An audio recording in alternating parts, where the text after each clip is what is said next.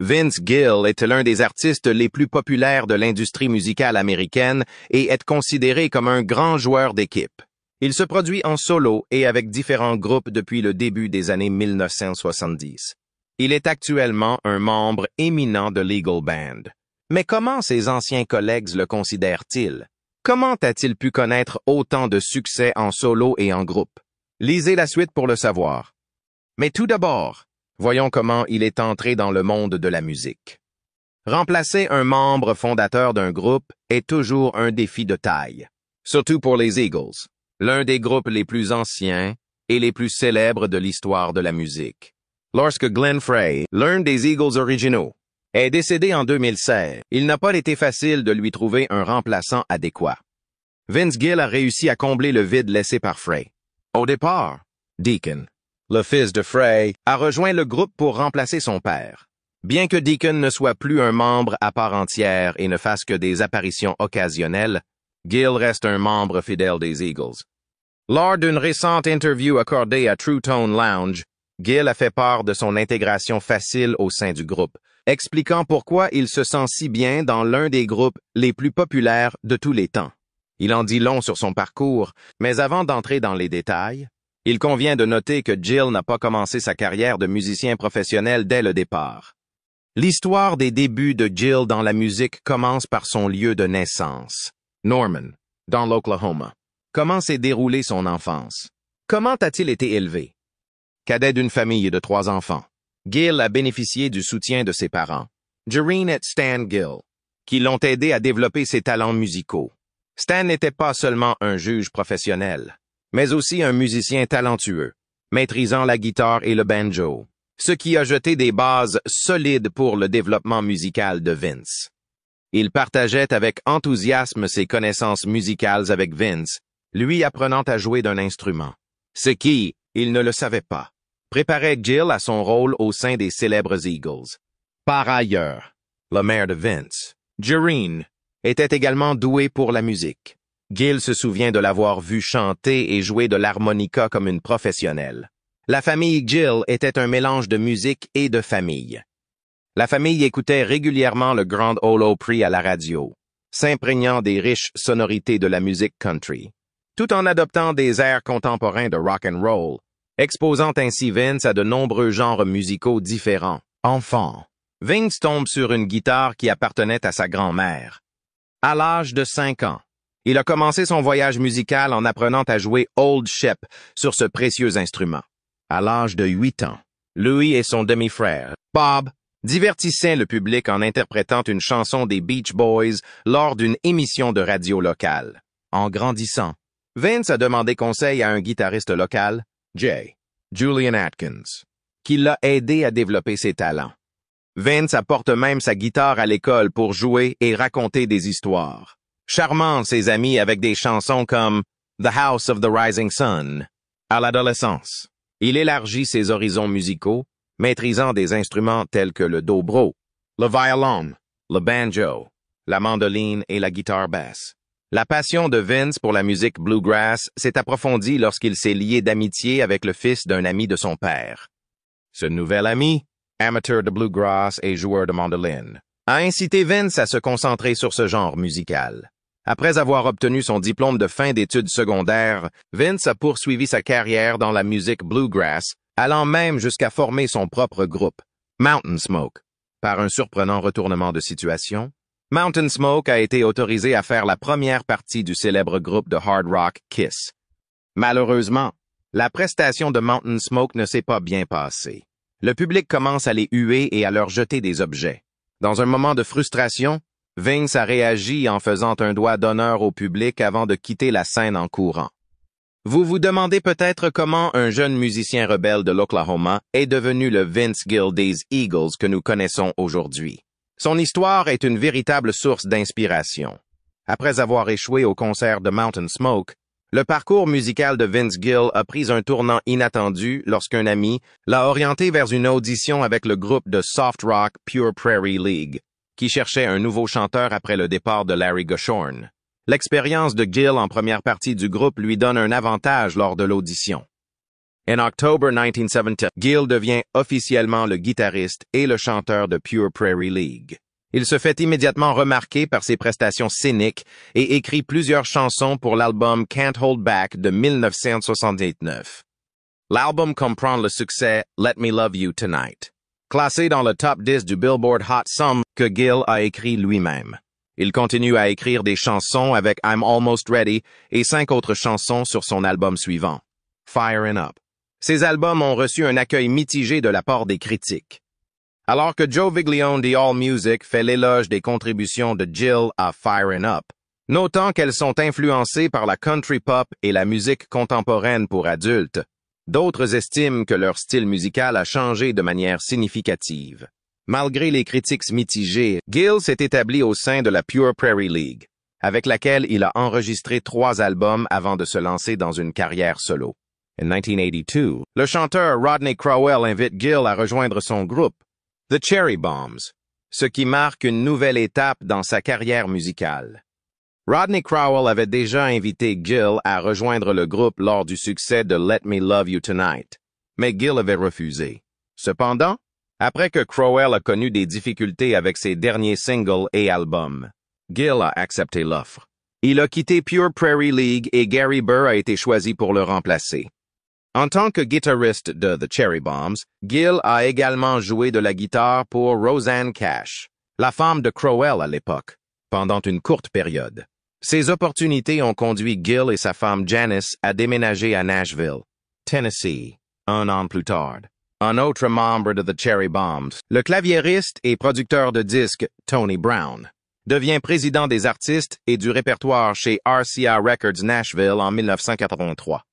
Désireux de se lancer dans une carrière solo, Gill est présenté par Brown à Joe Galante, un cadre de RCA, qui le fait signer cette année-là. Avant de rejoindre officiellement RCA, Gill apparaît en tant qu'artiste invité sur Here Today de David Grisman et Midnight Fire de Steve Werner, où il assure les chœurs sous la production de Tony Brown. Gill a fait ses débuts chez RCA en 1984 avec un EP de 6 chansons intitulé Turn Me Loose. Le projet a produit 3 singles qui ont atteint le classement Billboard Hot Country Songs, Victim of Life Circumstances, Oh Carolina, et le titre Turn Me Loose, qui ont tous atteint le top 40. La première chanson a été écrite par Delbert McClinton, tandis que Gill a écrit la chanson titre. L'album a été produit par Emery Gordy Jr., un autre membre de The Cherry Bombs. Le talent de Gill est reconnu par l'Academy of Country Music, qui lui décerne le Top New Male Vocalist Award en 1944. Cela se produit alors que Turn Me Loose ne rencontre qu'un succès modéré. Grâce au bouche à oreille qui a circulé sur la scène de Nashville, il est devenu très demandé comme choriste et guitariste de session pour plusieurs artistes de country. Il a notamment collaboré avec des chanteurs connus tels que Conway Twitty et Lee Greenwood, et a également assuré les chœurs de l'album Rhythm and Romance de Rosanne Cash, sorti en 1995. Après la publication de Turn Me Loose, Gill a continué à affiner ses talents d'auteur-compositeur en donnant une série de concerts au Bluebird Café de Nashville, un lieu réputé pour les auteurs-compositeurs. The Things That Matter, son premier album complet pour RCA, est une démonstration convaincante de sa maturité. Bien que le premier single, True Love, n'ait pas été bien classé dans les charts country, la chanson suivante, If It Weren't For Him, a réussi à devenir le premier succès country de Gill dans le top 10. Au départ, la chanson devait sortir sur Turn Me Loose, mais la sortie a été reportée en raison de problèmes juridiques entre les labels. Gill, Crowell et Guy Clark ont collaboré à la chanson Oklahoma Borderline, qui a également atteint le top 10 et a été incluse dans l'album. Gill part en tournée pour promouvoir l'album et assure la première partie de Ricky Skaggs. The Way Back Home, sorti en 1997, est le 3e album de Gill et, malgré le succès monétaire de ses 2 premiers albums RCA, il cherche délibérément un nouveau producteur pour explorer d'autres styles musicaux. Il a choisi Richard Landis, qui était également responsable de la sélection des chansons qui figureraient sur l'album et qui a incité Gill à jouer de la mandoline, du banjo et du dobro en plus de la guitare. En outre, Crowell a contribué au chœur Tout comme Sweethearts of the Rodeo, un duo composé de Janice, qui était marié à Jill à l'époque, et de Christine, qui était sa sœur. The Way Back Home a sorti 4 singles. Une chanson intitulée Cinderella, écrite par Reed Nielsen, a atteint sa plus haute position dans les charts country en 1987. Les deuxième et troisième singles de l'album, Let's Do Something et Everybody's Sweetheart, se sont classés dans le top 20 des charts country. Cependant, la dernière chanson de l'album, The Radio, n'a atteint que la 39e place. Immédiatement après la sortie de cet album, Gill a mis fin à son contrat avec RCA parce que Gallant insistait pour qu'il n'enregistre que des chansons écrites par d'autres artistes. Malgré ce différend, Gill a déclaré qu'il s'était séparé de RCA de manière cordiale et qu'il continuait à considérer Gallant comme un ami. Mark Knopfler, le guitariste de Dire Straits, a invité Gill à participer à leur tournée mondiale imminente après son départ de RCA. Cependant, Gill a refusé l'invitation parce qu'il souhaitait rester dans l'industrie de la musique country. Restez à l'écoute pour découvrir quelle sera sa prochaine étape professionnelle. Si vous souhaitez en savoir plus, Rocking Solo et MCA Nashville sont à l'affiche. La relation entre Gill et Tony Brown, qui était président du MCA Nashville Records en 1988, a été préservée. En 1989, Brown l'a guidé tout au long du processus de signature d'un contrat avec le label. Et il a été son producteur tout au long des années 1990, parce que Brown reconnaît l'identité créative de Gill. Il se considère davantage comme un coach professionnel. En outre, il a mentionné dans une interview que la voix de Gill était plus visible que les instruments joués dans le groupe. Comme Gill n'avait pas confiance en ses capacités de chanteur, Gordy et Landis avaient auparavant mélangé les instruments de façon plus visible. Never Alone est le premier single de Gill pour MCA. Cash avait déjà enregistré la chanson sur Rhythm and Romance, et Cash et Gill avaient tous deux contribué à l'écriture de la chanson. Selon les auteurs de l'Encyclopedia of Country Music, il s'agit du premier des 4 singles extraits de son premier album chez MCA, When I Call Your Name. Cet album est considéré comme l'album de rupture de Gill. When I Call Your Name comprenait un grand nombre de choristes, dont Kathy Bailey de Bailey and the Boys, Patty Loveless, Emmylou Harris et Herb Pedersen. La chanson Oklahoma Swing, avec Reba McEntire, a été le deuxième single de l'album. Scamato a mentionné que plusieurs stations de radio ont refusé de jouer la chanson en raison de son style western swing, bien qu'elle se soit classée dans le top 20 des charts au début de l'année 1990. Immédiatement après la sortie de l'album, le single titre a atteint la 2e place, suivi de Never Knew Lonely, qui a atteint la 3e place. Un clip vidéo a également été créé pour la chanson When I Call Your Name. Cet album est le témoignage de l'entrée de Gill en tant que star et partie intégrante de la tradition de la musique country, selon le critique de AllMusic Tom Jurek, qui a salué les succès et déclaré que l'album servait de testament. Après avoir connu un succès commercial considérable, When I Call Your Name a été certifié double platine par la Recording Industry Association of America en 1996. Cette certification a été accordée en reconnaissance des 2 millions d'exemplaires de l'album qui ont été expédiés aux États-Unis. Par la suite, un événement remarquable allait se produire très rapidement. Gill a reçu son premier Grammy Award en 1991 pour son travail dans la catégorie Best Male, Vocal Country Performance, meilleure performance vocale masculine, grâce au titre de la chanson. Une nomination pour la meilleure chanson country a également été soumise pour cette chanson. En outre, la Country Music Association a décerné à la chanson le titre de single de l'année, ce qui constituait sa toute première distinction de la part de cette organisation, qu'il avait reçue en 1990. En 1991, la chanson remporte le prix de la chanson de l'année. Et Gill reçoit également le prix du chanteur masculin de l'année et le prix de l'événement vocal de l'année pour sa performance. C'est en 1993, 1994 et 1995 qu'il remporte à nouveau le prix du chanteur de l'année. En raison de la popularité de When I Call Your Name, Gill part en tournée pour promouvoir l'album. Il a notamment donné un concert au SeaWorld San Antonio et un autre au Caesars Palace, où il a fait la première partie de McEntire. En outre, il a été élu membre du Grand Ole Opry, Pocket Full of Gold.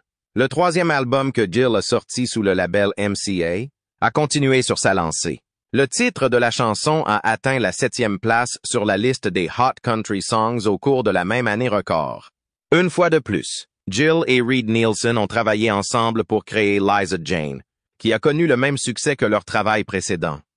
En outre, entre cette période et 1992, les chansons Take Your Memory With You et Look at Us ont figuré parmi les 5 meilleurs albums, selon Bob Paxman, qui écrit pour le site Sounds Like Nashville. Gill a déclaré qu'il faisait confiance à SongSense et a donc autorisé Brown à choisir les chansons de l'album sous sa direction. Un concept présenté à Jill par Brian Alsmiller, un ami qui faisait partie de l'équipe de basketball de l'université Vanderbilt à l'époque, a servi d'impulsion à la création de Pocket Full of Gold qu'elle a écrit. Jill a inscrit Alsmiller comme qu'auteur de la chanson, même si c'est lui qui l'a écrite. Une fois de plus, Loveless et Peterson font partie du groupe de chanteurs qui assurent les chœurs. Un autre artiste qui a contribué à l'album est John Huey, un guitariste qui joue de la pedal steel. Par la suite, Gill a qualifié de emblématique l'introduction que Huey a jouée sur Look at Us. Vince Gill n'a pas seulement gagné en popularité grâce à son travail en solo et à ses collaborations avec des musiciens invités. Tout au long de sa carrière, il s'est déjà attiré plusieurs honneurs, récompenses et discussions de haut niveau. L'étendue de son succès va vous surprendre. Tout au long de sa carrière, Vince Gill a accumulé plusieurs accolades et triomphes. L'album Pocket Full of Gold a été certifié double platine, tout comme son prédécesseur. Outre une nomination pour le prix de la chanson de l'année décerné par la Country Music Association, l'album a également valu à Vince Gill sa 2e nomination consécutive aux Grammy Awards dans la catégorie Meilleure performance vocale masculine en country. Lors de la diffusion des CMA Awards en octobre 1991, Gill et Clint Black ont été co-animateurs. Gill a continué à animer la cérémonie de remise des prix chaque année jusqu'en 2003. L'album de Gill, I Still Believe in You, sorti en 1992, était son 3e album chez MCA et a été certifié quintuple disque de platine par la RIA. Il s'agit également de son album le plus vendu à ce jour. Ce sommet a également été atteint par la chanson suivante, Don't Let Our Love Start Slipping Away, qui est sortie entre décembre 1992 et janvier 1993. Le single titre a valu à Jill son premier numéro 1 aux Hot Country Songs en septembre 1992. Après la sortie de cette chanson, Gill a chanté en duo sur le tube numéro 1 de Reba McEntire, The Heart Won't Lie, que Brown a également produit. Brown a également participé à cette chanson. Immédiatement après la sortie de I Still Believe in You, le 3e single, intitulé No Future in the Past, est sorti. Ensuite, les chansons One More Last Chance et Trying to Get Over You ont toutes deux atteint la première place du classement Hot Country Songs entre la fin de l'année 1993 et le début de l'année 1994. C'est également la première fois que Jill entre en solo dans le classement du Billboard Hot 100. Votre inspiration sera stimulée par les réactions à cet exploit. Selon Alana Nash de Entertainment Weekly, la chanson I Still Believe in You et la chanson Hearts in Armor de Trisha Yearwood, qui était à l'époque une collègue de label, démontrent que les deux chanteuses sont fans de paroles adultes et ont des voix émotionnelles. Son admiration s'est portée plus particulièrement sur les paroles des chansons I Still Believe in You et No Future in the Past. Johnny Loftus, rédacteur pour AllMusic, a trouvé que Jill avait une voix agréable et a découvert que la bande originale de No Future in the Past était influencée par la musique bluegrass et la musique soul. La chanson-titre est également influencée par la musique bluegrass. Alors que I Still Believe in You a reçu le Grammy Award de la meilleure chanson country et de la meilleure performance vocale masculine country lors de la 35e édition des Grammy Awards en 1993. The Heart Won't Lie a été nominé pour le Grammy Award de la meilleure collaboration country avec des voix l'année suivante. Ces deux prix ont été décernés à I Still Believe in You. Gill a reçu 5 Country Music Association Awards en 1923. Il s'agit de l'album de l'année, de l'artiste de l'année, du chanteur de l'année et de la chanson de l'année. I Still Believe in You étant le lauréat de ce dernier prix. L'année où il a publié son premier album de Noël, Let There Be Peace on Earth, Gill a également enregistré son album I Still Believe in You, qui est sorti en 1993. Le CD contient une variété de chants de Noël classiques, ainsi qu'une interprétation de Let There Be Peace on Earth, un hymne gospel écrit par Harleen Wood et Cy Miller en 1955. Jenny, la fille de Gill, a contribué au chant de l'interprétation de Gill. Gene Merlino, Sally Stevens et Chris Rodriguez figurent parmi les chanteurs qui ont contribué à l'enregistrement. Il y a également 3 chansons originales que Gill a placées sur l'album. It Won't Be the Same This Year, Until the Season Comes Around Again at One Bright Star. Vient ensuite la chanson titre, suivie de Which Bridge to Cross et You Better Think Twice, qui ont tous deux atteint leur position la plus élevée dans le top 5 pendant toute l'année 1995. Le 6e et dernier single, Go Rest High on That Mountain, a atteint la 14e place. Par rapport aux albums précédents de Gill, When Love Finds You contient un plus grand nombre de ballades, mais aussi plus de paroles. En 1989, Gill commence à composer un single intitulé Go Rest High on That Mountain en hommage à Keith Whitley, décédé l'année précédente. Cependant, il n'a terminé le morceau que 4 ans plus tard, lorsqu'il a été inspiré par le décès de son demi-frère Bob Cohen. Patty Loveless et Ricky Skaggs ont apporté leur contribution vocale à la chanson. Malgré une position plus basse dans les charts, la chanson Go Rest High on That Mountain continue d'être appréciée par les fans et les critiques. Bien qu'elle ait été décrite comme une chanson populaire permettant aux fans de commémorer la perte de membres de leur famille et d'amis dans l'ouvrage Country Music and Illustrated History de Dayton Duncan. Un événement inattendu s'est produit plus de 20 ans après qu'il eut composé la chanson. Rolling Stone l'a placé à la 17e place de sa liste des 40 chansons country les plus tristes lors de sa sortie initiale. En outre, en 2023, la chanson a été certifiée disque de platine. When Love Finds You a non seulement remporté le prix de la meilleure performance vocale country masculine lors de la 37e édition des Grammy Awards, mais elle a également été nominée pour le prix de la meilleure chanson country. Un an plus tard, les 2 Oscars sont décernés au film Go Rest High on That Mountain. Dans le contexte de l'événement précédent, When Love Finds You a également été pris en considération pour le prix du meilleur album country. Il va être révélé que l'un des événements les plus importants de la carrière créative de Gill vient de se produire. Lorsque Glenn Frey, membre fondateur des Eagles, est décédé le 18 janvier 2016, toute l'industrie musicale a été plongée dans la tristesse. C'était le début de tout. En convalescence après une opération de l'intestin, Frey a succombé à la polyarthrite rhumatoïde, à la colite ulcéreuse aiguë et à la pneumonie, ce qui l'a finalement conduit à la mort. Lors de la 58e cérémonie des Grammy Awards, les Eagles ont rendu hommage à Frey en interprétant Take It Easy. L'ancien membre Joe Walsh, le guitariste de tournée Stuart Smith et le coauteur Jackson Browne étaient également présents pour jouer aux côtés des Eagles. Au cours d'interviews ultérieures, Don Henley a reconnu qu'il doutait de l'avenir du groupe. Mais leur manager, Irving Azoff, avait une autre stratégie en tête. Une interview qui n'incluait pas de discussion privée. Au téléphone, Azoff a tenté d'entrer en contact avec Vince Gill. Plus tard, Gill a reconnu qu'il n'avait pas pu prévoir ce qui allait se passer lorsqu'il a répondu au téléphone, ce qui a fait battre son cœur. Ce fut une surprise pour tout le monde. Les Eagles souhaitaient l'intégrer au groupe. Imaginez la surprise.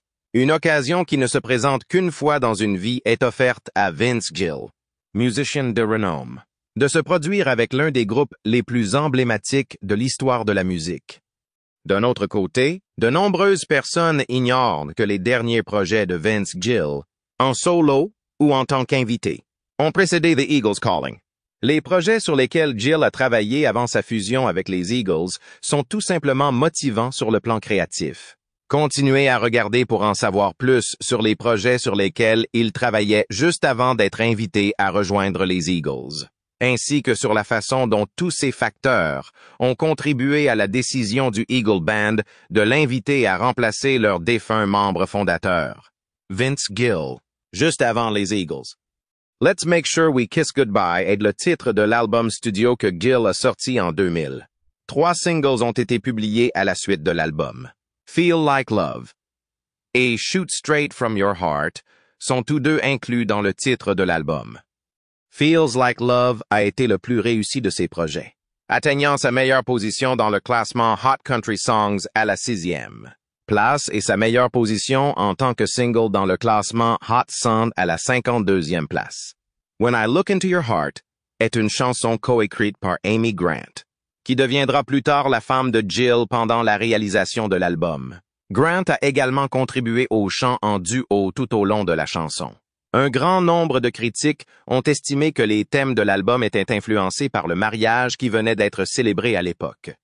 Cependant, Jurek a loué les paroles et le chant de Jill, ainsi que la production de Brown, même si la majeure partie de l'album est composée de chansons sur la chute amoureuse.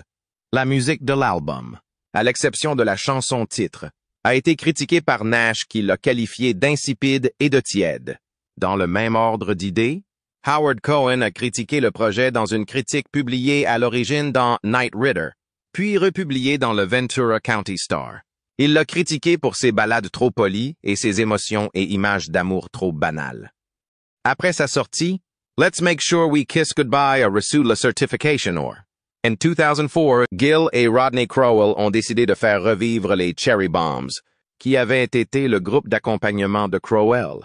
Un déjeuner de remise de prix de l'American Society of Composers, Authors and Publishers a été l'occasion de réunir la majorité des membres fondateurs, ce qui a conduit à la conception de l'idée. Tous les anciens membres sont impliqués dans cette configuration, à l'exception du bassiste Emery Gordy Jr., qui a choisi de ne pas participer, et du batteur Larry London, décédé en 1992 à la suite d'une crise cardiaque. Michael Rhodes et Eddie Bayers, tous deux musiciens de session, reprennent leurs rôles et responsabilités respectifs. Un album éponyme a été réalisé par ce groupe de musiciens en 2004 pour Universal South Records, aujourd'hui connu sous le nom de Show Dog Universal Music. Ils se désignent eux-mêmes comme les légendaires Cherry Bombs. Sur l'album, Gil et Crowell se sont succédés au chant. La chanson « It's hard to kiss the lips at night that chew your ass out all day long ». C'est dur d'embrasser les lèvres le soir qui vous mangent le travail toute la journée. Tiré du projet, est devenu le premier single de la liste des Hot Country Songs. These Days, un coffret publié en 2006 par MCA, est le projet suivant de Gil pour le label. Il se compose de 4 CD, chacun ayant été enregistré séparément. La majorité des chansons ont été écrites par Gil, qui a également été coproducteur aux côtés de Justin Naybank et John Hobbs. AllMusic a publié une évaluation positive du projet écrite par Jurek, qui souligne la variété des styles musicaux et du contenu littéraire. À la fin de son évaluation, il a déclaré que le projet était un ensemble complet, perspicace, agréable et gratifiant qui non seulement fournit à ses partisans de quoi se réjouir, mais qui va aussi très loin et qui, si on lui en donne la chance, pourrait attirer et attirerait un grand nombre de nouveaux fans. The Reason Why It What You Give Away sont 2 titres qui ont été classés sous le nom de These Days. These Days a été certifié disque de platine à la fin de l'année 2006. En 2007, Gil a reçu le Grammy de la meilleure performance country masculine pour son travail sur le film The Reason Why, lors de la 49e édition des Grammy Awards. Un an plus tard, These Days a reçu le titre de meilleur album de musique country et a également été sélectionné pour le titre d'album de l'année. En 2010, Gil est devenu membre des Time Jumpers, un groupe de musiciens peu organisés qui donne des concerts de bluegrass et de western swing dans divers endroits de la ville de Nashville. Ils ont reçu le Grammy Award de la meilleure chanson roots américaine pour la chanson Kid Sister, qui figure sur leur album du même nom, sorti en 2016. Des années 81 à 2016, Gil a mené une carrière professionnelle prospère en tant qu'artiste solo et, occasionnellement, en tant que membre invité de nombreux groupes. La carrière de Gil s'est étendue sur près de 3 décennies. Cela étant dit, un événement décisif s'est produit en 2016, qui a modifié de façon permanente le cours de sa carrière musicale. Continuez à regarder pour découvrir les faits incroyables de sa transformation en compagnon de groupe des Eagles, que l'on peut voir dans le documentaire Rocking with the Eagles. Au départ, Gil avait l'impression que les Eagles faisaient une blague lorsqu'ils lui ont proposé de les rejoindre. Il n'y avait pas d'autre groupe que les Eagles. Grâce à leur succès durable, ils avaient redéfini toute une époque. Mais la gravité de la situation lui apparut en écoutant le ton solennel d'Azoff. Non, ce n'était pas une blague. Un membre fondateur du groupe, Glenn Frey, était parti depuis peu et le groupe voulait qu'il le remplace. Incrédulité et profonde révérence. Telles sont les émotions que Vince ressent à ce moment-là, aussi loin qu'il se souvienne. Il a toujours adoré les Eagles pour leur impact musical, leurs mélodies intemporelles et leurs harmonies. Avoir la chance de devenir membre des Eagles était à la fois un privilège et un défi. Bien que Vince Gill soit confiant dans sa capacité à s'intégrer musicalement au groupe, il se heurte à un obstacle de taille lorsqu'il prend la place de Glenn Frey. Alors que Vince réfléchit à la nouvelle qui va changer sa vie à tout jamais, il est en proie à toute une série de sentiments. Pendant de nombreuses années, il avait réussi à mener une carrière solo prospère. La décision de rejoindre les Eagles signifiait qu'il allait s'éloigner de sa carrière solo, du moins en partie. Mais c'est aussi pour lui l'occasion rêvée de devenir membre d'un groupe renommé, dont il est fan de musique depuis son plus jeune âge. Un sentiment d'honneur et d'inquiétude l'envahit. Enfin, Vince a posé la question la plus pressante, pourquoi ont-ils décidé de partir avec moi? Don Henley, le cofondateur des Eagles, a révélé que Vince était la seule personne qu'ils avaient prise en considération. Henley faisait confiance à Vince en raison de son honnêteté, de son talent musical et de son respect pour l'histoire du groupe. Poursuivre l'esprit des Eagles dans le respect de la mémoire de Glenn Frey, c'était plus que combler un poste vacant. C'était perpétuer l'héritage des Eagles. Cependant, la révélation la plus choquante était encore à venir. Après avoir reçu l'appel, Vince s'est rendu compte qu'il ne s'agissait pas seulement de prendre la place de Glenn et de s'engager sur une nouvelle voie. Il lui fallait se préparer aux changements qui s'annonçaient. Vince Gill a été confronté à un obstacle de taille lorsqu'il a voulu passer du statut d'artiste solo à celui de membre d'un grand groupe comme les Eagles. Vince a tracé sa propre voie dans le monde de la musique depuis plusieurs années. Il avait l'habitude d'être aux commandes, de décider des chansons à interpréter et de la manière de les présenter sur scène. Cependant, rejoindre les Eagles signifiait accepter un nouveau travail, plein d'obligations et d'exigences qu'il n'avait jamais eu à gérer auparavant. Se mettre à la place de Glenn Frey a été l'un des obstacles les plus difficiles à surmonter pour Vince. Glenn Frey était un membre fondateur des Eagles et une personnalité très appréciée dans l'industrie musicale. Glenn n'était pas n'importe quel membre d'un groupe. Il était un membre fondateur des Eagles. Sa voix et ses manières particulières étaient des éléments essentiels qui ont contribué au statut exceptionnel des Eagles. Les fans avaient passé toute leur vie à écouter sa musique, et sa disparition a créé un grand vide qu'il semblait pratiquement impossible de remplacer. Vince s'est rendu compte qu'il ne pourrait jamais remplacer complètement Glenn. En fait, personne ne le pourrait. Au lieu de cela, il devait trouver un moyen de rendre hommage aux souvenirs de Glenn tout en donnant à l'ensemble sa sonorité unique. L'ampleur de cette entreprise a sauté aux yeux de Vince dès le début. Son nouveau groupe a un passé long et chargé. De nombreux fans étaient, à juste titre, sceptiques. Ils se demandaient si Vince serait à la hauteur des exigences élevées de Glenn. Toutes ses répétitions, ses prestations et ses notes étaient marquées par ce poids de l'incertitude. D'immenses espoirs étaient placés en lui au moment où il prenait ses fonctions. Le fait que Vince doive également s'habituer à faire partie d'un groupe ne fait qu'aggraver la situation. Son succès en tant que soliste a pris fin après des années d'autorité. Désormais, il joue dans un groupe où le travail d'équipe est essentiel. La dynamique du pouvoir a changé. Vince doit maîtriser l'art de l'harmonie, apprendre à partager la scène et rendre hommage au son et à l'approche caractéristique des Eagles. Il devait trouver le juste milieu entre être lui-même et honorer l'histoire du groupe. Pour des raisons inattendues, sa première prestation avec les Eagles a laissé une impression indélébile. Assumer le rôle de Glenn Frey a été très éprouvant. En prenant la relève, Vince ne se contentait pas d'occuper une position musicale. Il s'inscrivait dans une lignée riche en émotions et historiquement significative. Tout le monde dans la foule pouvait ressentir l'importance de l'événement. Il devait mettre ses émotions dans son numéro, car il savait que le monde entier le regardait. Pour Louis, cet événement marquait le début d'un nouveau chapitre. Vince sera-t-il capable d'y parvenir? Pour conquérir le groupe et ses partisans, quelles mesures prendriez-vous? Pour le savoir, continuez à regarder. Pour le public, rien ne cloche. Les harmonies sont parfaites et les interprètes ne semblent pas s'épuiser. Les membres du groupe ont une relation extraordinaire. La musique du groupe est façonnée par les styles individuels et les personnalités de ses membres, ce qui présente à la fois des opportunités et des obstacles. Vince a d'abord eu du mal à s'imposer parmi ses personnalités connues.